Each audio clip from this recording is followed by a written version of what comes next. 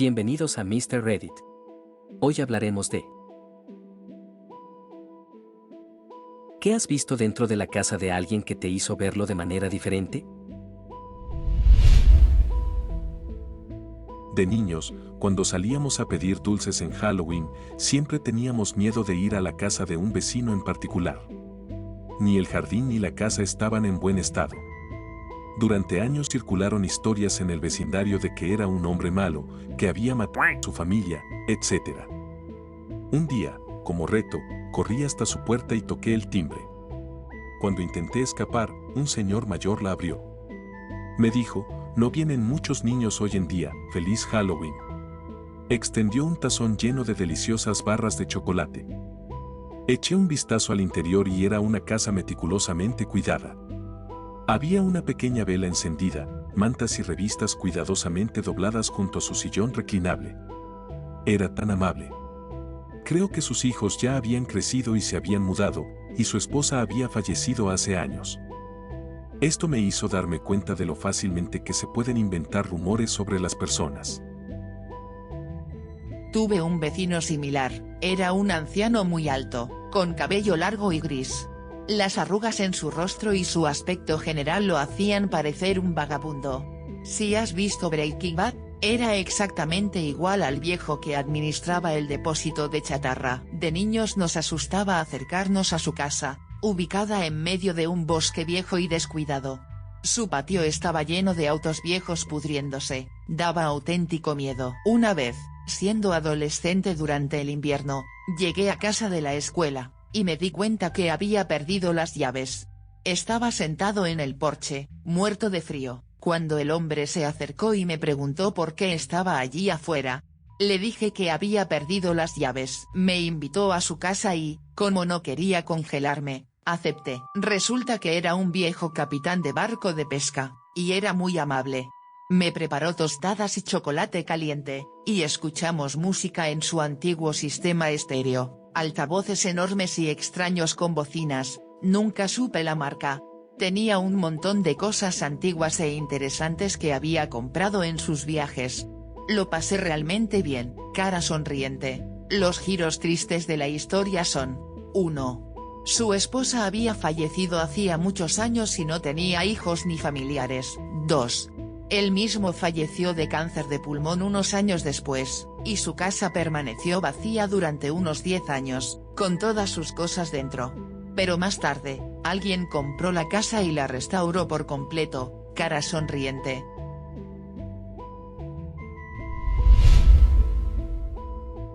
Una chica con la que salía en la universidad me invitó a estudiar juntos. No teníamos dormitorios, vivíamos lo suficientemente cerca como para ir caminando a la universidad, así que estaba en su casa. Vi esta pequeña urna colorida en el mueble de su televisor y dije: "Oh, qué maceta bonita". Ella sonrió muy triste y respondió: "Gracias. Esa es mi hija". Me sentí tan mal. Te cuento una anécdota algo relacionada. Estaba atendiendo a un cliente en mi trabajo. Dejó una computadora portátil para repararla. Reconocí el apellido y le dije: "¿Tienes alguna relación con Steve? No he sabido de él en un par de años. ¿Cómo está?". De repente, su comportamiento cambió por completo. Se quedó en silencio y dijo: "Era mi hijo. Se suicidó hace 2 años". Me sentí horrible por haberle recordado eso, y peor aún por no tener idea de que el chico había muerto. Lo que realmente me afectó fue saber que fui una de las últimas personas a las que llamó antes de hacerlo. No éramos exactamente amigos, no lo veía muy a menudo. Pero era un cliente genial, muy divertido. Era profesor de escuela, a sus alumnos les encantaba. Un tipo grande y corpulento con aspecto de motociclista. Siempre me decía que quería tomar una cerveza conmigo alguna vez. Si el aviso necrológico no miente, la noche en que se suicidó, llamó a la tienda donde trabajó, y dijo que estaba interesado en comprar una computadora. Le dije que con mucho gusto podía ir ese mismo fin de semana, ya que a menudo le costaba trabajo venir en el horario normal, y le sugerí que podríamos almorzar. Tuvimos una charla agradable durante unos 20 minutos, y quedamos pendientes con el almuerzo. Nunca más supe de él. Eso es muy triste, pero, sinceramente, no le recordaste nada en lo que no pensara todo el tiempo, y probablemente fue algo positivo para ella saber que alguien más lo recordaba y pensaba en él. Por lo que me han dicho, una de las cosas más difíciles de perder a un hijo es sentir que otras personas se han olvidado de él cuando tú mismo piensas en él constantemente.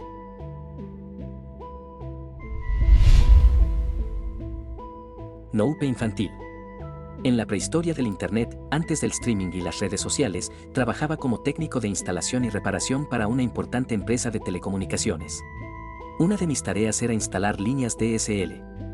Estaba probando la conexión en la PC de un cliente cuando me topé con unas imágenes muy perturbadoras. Su línea funcionaba perfectamente, así que simplemente sonreí, le dije que no le cobraría y me fui. Llamé primero a la policía y luego a mi jefe para avisarle que podría estar ocupado dando una declaración el resto del día. Aquel tipo acabó en serios problemas con la justicia.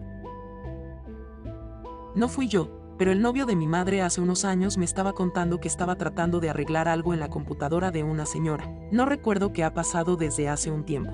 Y esa señora tenía un hijo discapacitado. Estaba discapacitado física y mentalmente y estaba en silla de ruedas. Encontró videos de esta mujer agrediendo sexualmente a su hijo. No hace falta decir que fue un informe inmediato y no tomó mucho tiempo para meter a esa señora en la cárcel. Me entristece no saber qué fue del hijo después de todo ese trauma y luego de que se llevaran al único cuidador por abusar de él. Espero que lo hayan colocado en un lugar seguro, con buena gente que lo cuide. Caray, esto me dolió el corazón. Tengo un hijo adolescente con discapacidad. El aislamiento tras aislamiento que el niño debió haber experimentado resonaría para siempre. Espero que las cosas hayan mejorado para él.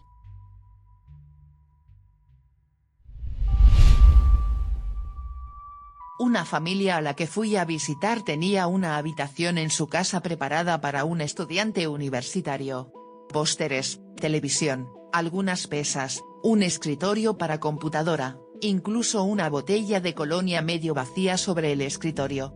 Les pregunté a qué universidad iba su hijo e inmediatamente cambiaron de tema, y la madre miró hacia abajo y hacia otro lado. Dijeron que la habitación está alquilada. Más tarde descubrí que su hijo no podía ingresar a la universidad que quería y decidió suicidarse. Dejaron su habitación exactamente como estaba la última vez. Todavía pienso en ellos. Mi tía abuela perdió a su hijo en un accidente aéreo inmediatamente después del final de la Segunda Guerra Mundial. Él era el piloto del avión, había sido piloto de la Armada en el Pacífico Sur y compró un avión con la esperanza de iniciar un pequeño negocio de carga. Dado que las principales aerolíneas se vieron inundadas de solicitudes de empleo de expilotos militares. Durante los siguientes 30 años, hasta su muerte, mantuvo su habitación como estaba cuando él se fue de casa alrededor de los 22 años. Me recuerda a una pareja que vivía en mi misma calle cuando yo era niño. Era un pueblo pequeño y había un lago en el bosque de la escuela con un muelle. La cosa es que el agua al final del muelle no era tan profunda y había un montón de rocas en el fondo. Su hijo adolescente se cayó una noche. No estoy seguro de qué pasó exactamente, pero se golpeó la cabeza con esas rocas y se ahogó. Ellos hicieron lo mismo. Dejó su habitación exactamente como estaba cuando murió. Podías ver sus zapatos en el porche cuando pasabas. No podía imaginarme viviendo con ese dolor. La ahijada de la vecina de mis padres desapareció en los años 80, cuando tenía 18 o 19 años.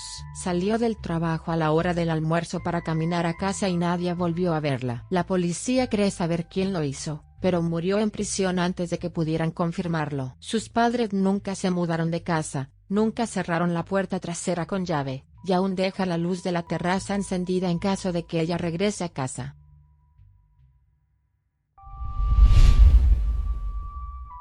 No tenían jabón, es decir, nada de jabón en ninguna parte de su casa. Conocemos una familia muy adinerada, uno de ellos es profesional médico y no tienen jabón en ningún baño. Debo acordarme de llevar desinfectante para manos en el bolsillo cada vez que visitemos. Es extraño. Mi suegro es así. Un médico, sin jabón en ninguno de sus baños y con una esponja sucia en el fregadero de la cocina. Nunca he visto a ese hombre lavarse las manos, aunque supongo /diagonal espero que lo haga en el trabajo.